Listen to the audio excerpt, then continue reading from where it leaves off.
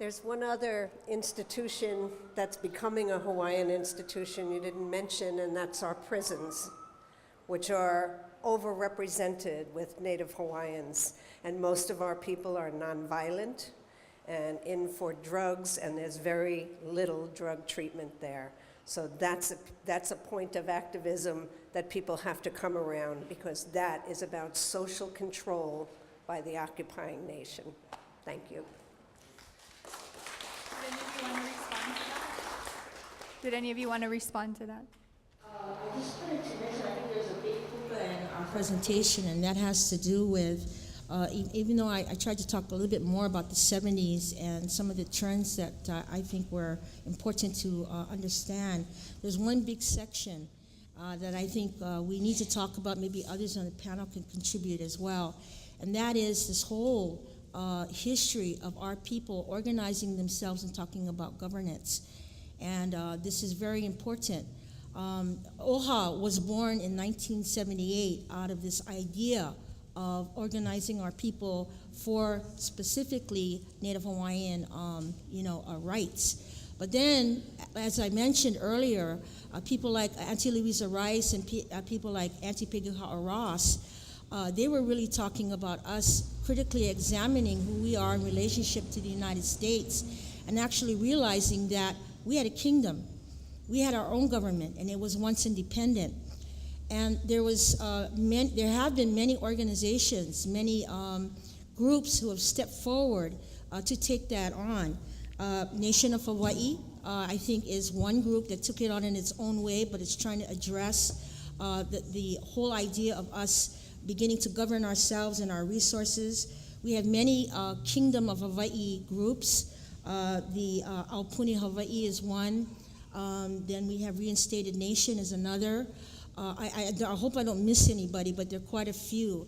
But in that part of our history, we're looking at our people critically, looking at the revival, the reinstatement. There are all these kinds of words to basically say we want to get back into governing our own resources, our own land, our own place, with ourselves at the helm. And so I think that's another really important thing that we need to remember and recall. Another one was, as Ikaika brought up, was a whole initiative of Kalahui Hawaii. And I think what's common throughout all of these revival groups is that we're talking about citizenship.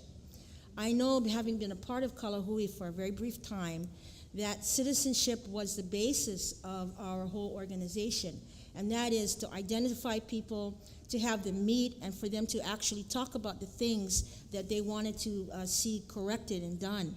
So I just wanted to mention that I think that we're right now in a period where there have been different initiatives for governance, and that's a critical thing to understand as we advance ourselves into the future. I hope there are other people that maybe have that kind of knowledge that will share it with us as well in the audience. One of the big problems we have in our movement, and I've been part of it for over 20 years, is we have no plan. We have individual groups, and they feel that they're it. And they're the kingdom, or they're King Kamehameha VI, or whatever. But I feel deep down, and I think maybe many others do, until we're willing to recognize we're Hawaiians and we want to work together, we're just going to be used by the people who conquered us. Until we can be humble enough to be a part of something, a guidance group that can set up a plan, that can say, next month we're going to do this. In 1 year, we will control that. Until we have definite goals, short-term and long-range, we are going to be the victims of the Akaka Bill, or whatever is imposed on us.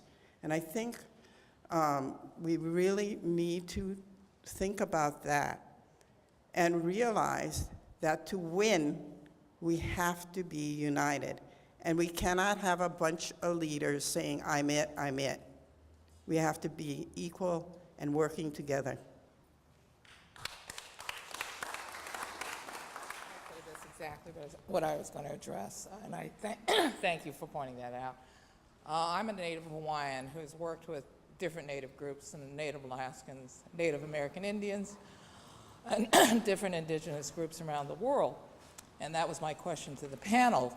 With all these groups that I've worked with, the one thing they have in common is that they're together, no matter what their philosophical difference is within the context of which they're operating. So my question to the panel, and certainly this person, I'm sorry I don't know your name, that has so aptly pointed out, we're a very splintered ethnic group, extremely splintered. So my question to you as a panel, touting the sovereignty, is what is our offensive on this? Aside from a plan, which I agree, a plan must be done. But who is going to pull our people together? Or what group is going to pull our people together? How are we going to agree on all these principles? It's very scattered, extremely scattered. So that's my question to the panel. Do we have a plan? As this one pointed out. Do we have even a question of how we get these groups together? Thanks. Okay. Since she asked. And the plan is for the movement for Aloha no Ka'aina. This is MANA. This is a Hawaiian political party. I know this party is about a year old. It started off with an idea by Ikaika and a few other people, Noelani, Terry Keko'olani, and myself are all sort of initial organizers. Here's the platform of this party: independence. So, you know, if you're pushing the Akaka bill, you probably don't belong in this party. Land, that is the care for and the return of Hawaiian lands under Kanaka Maoli control. Demilitarization. So if you're in favor of working out some kind of deal with the U.S. government for continued use of Pearl Harbor, you probably don't belong in this party. Health, culture, movement building, economic independence, food sovereignty, diversity, and inclusion of everyone who likes the idea of being part of an independent country that's not trying to kill everybody else, that's not trying to basically set up huge class systems where some people are really, really wealthy and other people really suck. I'm sorry, it's been a long day, but I gotta be real honest. I think the only hope for us is a political party, because a political party can take control of whatever government eventually emerges. And every government every person, every leader of every kingdom and every government has a good reason for believing that theirs is the government that should prevail. So whichever one does, we want this party to be in charge because it's in favor of independence, food sovereignty, education, the welfare of the people. Yes, getting Hawaiians out of prisons, getting people out of prisons.